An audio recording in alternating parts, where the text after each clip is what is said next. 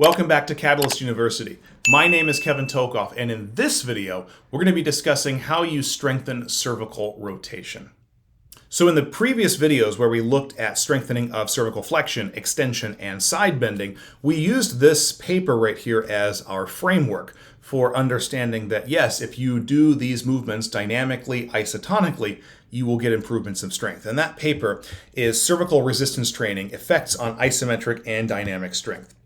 And without getting into too much of these boring details here, which we covered in the other videos, long story short, if you train flexion, side bending, and extension using dynamic, isotonic resisted exercises, you will see statistically significant improvements in isometric strength, statistically significant improvements in dynamic strength. Okay. Now, obviously in this study, they did not look at neck rotation. And there's a couple of different reasons why. The first reason, probably the minor reason, is you want to make sure that when you're looking at a complex joint or set of joints like the neck, you want to make sure you're hitting every muscle group. Well, as it so happens, if you strengthen these three movements, you're already hitting every muscle group. So cervical rotation doesn't magically get new muscles or muscles that these don't work. So you're already hitting every muscle group with these movements. So rotation doesn't really add anything with that. The other reason is that rotation is a little bit harder to train. Whereas with flexion, if you imagine I'm in supine, head dangling over the edge of the table, I can just put a weight on my forehead or manually apply resistance, and I can do that movement isotonically. And it's easy to grade that because I can just look at that weight, quantify the weight that's on there, and that's the weight I'm using. And I can increase that weight, decrease that weight. I can do the same with the other ones, extension, side bending, and side lying, right? It's easy to quantify those. With rotation, I can't just put a weight here and rotate. It doesn't work like that. It's a different movement, and you'd have to use a different way to quantify the resistance there, and it doesn't line up with how you do that with the other movements. And so for that reason, that's probably the bigger reason it wasn't included in the study. However, I do feel like we can extrapolate from the study for how to train rotation. And I would actually say that rotation probably ought to be closer to what we have here for flexion and side bending, where you're doing the resistance at about 45% of MVIC. That is maximal volitional isometric contraction. So again, they would quantify what's your maximum isometric strength, and then you would do 45% of that. Some people might argue you could do a little bit more than 45% for rotation, but we'd obviously start with the 45% of MVIC. Now, rewinding several videos ago when we looked at strengthening cervical flexion, you could more or less say that that's the same thing as strengthening the sternocleidomastoids. And that's because the primary workhorse of cervical flexion is the sternocleidomastoid. Yes, there's a little bit of contribution from the anterior scalene, but generally speaking, the sternocleidomastoid pulls the vast majority of that weight by percentage. So more or less, we can approximate cervical flexion as sternocleidomastoid. As we've seen in the other videos on extension, side bending, and we're going to see now with rotation, you can't do that with these movements. You can't isolate a specific muscle. So rather than trying to isolate these muscles, we just train the movement, okay? So neck rotation is no different. If you look over here, you can see that there's a bunch of muscles that contribute to this movement. So for example, the sternocleidomastoids and upper trapezius, they facilitate contralateral neck rotation. The splenius capitis and splenius cervicus, and also the anterior scalene, they facilitate ipsilateral rotation. So for example, if I wanted to rotate my neck right, that's going to involve the right splenius capitis, right splenius cervicus, right anterior scalene, and then the left sternocleidomastoid and the left upper trapezius. So again, there's no isolating a muscle here, so we do want to train the movement.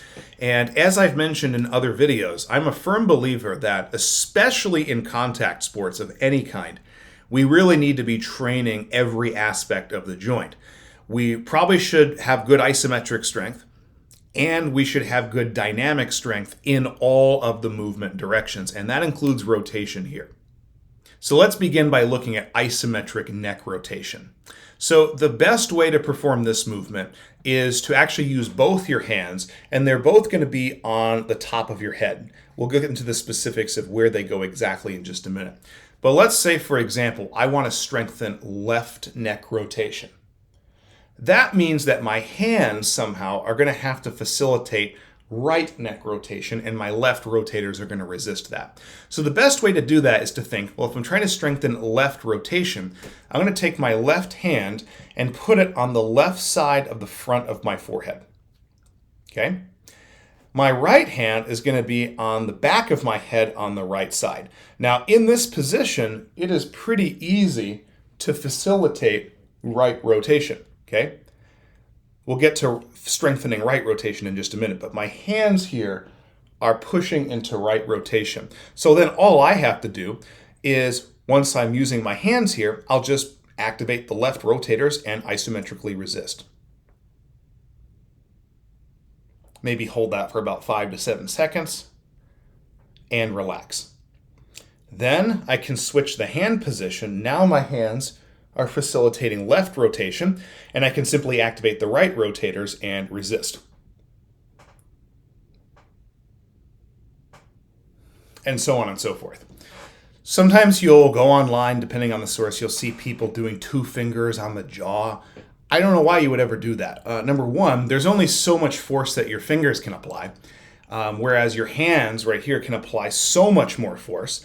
And you say, well, maybe I can't handle that much force yet. Well, just dial back the force that your hands are using. Your fingers are going to be very limiting here. And the other thing is, you're putting pressure right on the jaw. And yes, I have seen this variation of the neck rotation isometrics. You don't want to put that much pressure on your jaw, even if you don't have jaw problems. So this way, you're going to be able to apply a lot more resistance, grade it easier. It's going to be no pressure on your jaw, and you're going to be able to maximally work cervical rotation isometrically. Now, as with any neck movement, or really any movement of any joint anywhere in the body, we always want to move away from isometrics and get towards dynamics, isotonic resisted, functional, etc. One such example is with banded neck rotation. Now, before we get into this exercise, understand that there's a variety of products that are advertised online that can help you strengthen the neck muscles in different ways. One example is the neck harness, and I think that that is very useful for strengthening neck extension. Some people may find it useful for side bending as well. But rotation, there's not a lot of products for that. But there's one in particular that I see online advertised a lot, and it's called the Iron Neck. So please understand, when I'm giving my review of this product, I'm just giving my honest-to-God feedback. I bought this for the purpose of strengthening neck rotation a long time ago. And I can honestly say that when I hook this up to the cable machine, put it around your head, it's more on the awkward side to use. I didn't feel like it was really getting a lot of neck rotation. It wasn't really adequately strengthening that compared to resistance bands. And the other downside to it is that it's $349 here. Very, very expensive compared to getting some kind of thick resistance bands, which are much, much cheaper. And from my own personal experience, they're going to give you a much better neck rotation workout, and you can use them for all the other movements as well. So again, $349 versus maybe $30 or $20 at the very least. Get a better workout with those, and significantly less expensive. And not to mention the bands you can use for almost any other body region as well. So they're a lot more versatile. So now we're going to work banded neck rotation. And for the band, you could use a thinner elastic band like a TheraBand that most physical therapy clinics have and give out to patients. But if you're able and when you're ready, you really should upgrade to these thicker resistance bands or pull-up bands, monster bands sometimes we call them. This is going to really give you the best neck rotation workout. And it doesn't need to be a super heavy monster band. The thinner ones will work just fine, okay? So when you pull this out horizontally, you want this to be about at the level of your temples, okay? So about like that. What I'm going to do is I'm going to take this, I'm going to put it on my forehead and wrap it around the back of my ear so it's kind of underneath the top of the ear there. And then I'm going to hold on with it with just one finger here. Again, this hand right here with this finger is not assisting in any way, okay? What I'm going to do is I'm going to allow my neck to rotate about 30 to 45 degrees toward the band anchor. And from there, if I need more resistance, I will step out a little bit. I could always step in if I wanted less resistance, okay? And then from there, doing my best to minimize thoracic and lumbar rotation, I'm going to rotate against that band.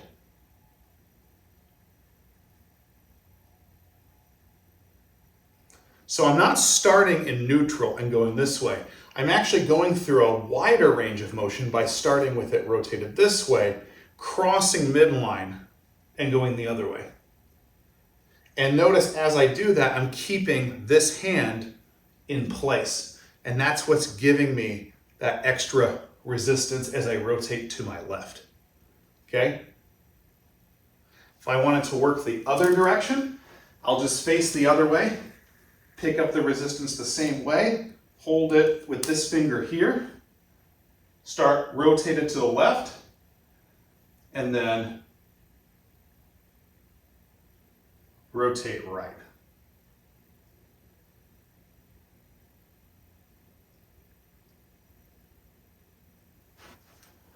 So that is the simplest way to get really strong neck rotation dynamically. And as we saw in the study that looked at the other movements, flexion, extension, and left and right side bending, when you train dynamically resisted like this, dynamic isotonics, it also translates to improvement in isometric strength. And we can't necessarily assume that with rotation, but based on what we saw, I do feel like it's a reasonable extrapolation to say that working neck rotation like this will also translate to an increase in isometric strength. So, hopefully this video gave you a good understanding about how you can strengthen cervical rotation isometrically and dynamically. Please make sure to like this video, subscribe to my channel, and hit that notification button for notifications for all videos in the future. Thank you so much.